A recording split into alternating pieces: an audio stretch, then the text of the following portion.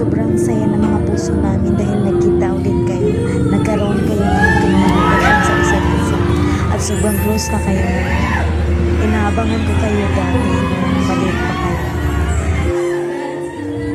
Nawawala yung mga problema namin. Nawawala yung anxiety ko dahil sa inyo. Gumagawa ako ng fan page dahil sa inyo. Nagkakaroon ako ng sariling kanta gamit ang AI dahil sa inyo. Maraming salamat. Nung hindi pa kayo hindi pa kayo dumating sa buhay ko, sobrang lungkot ko.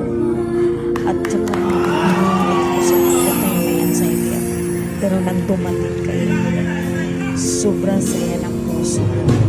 Saka nagkakaroon ako ng page. Salamat po sa at maraming salamat. Nakakasaya talaga.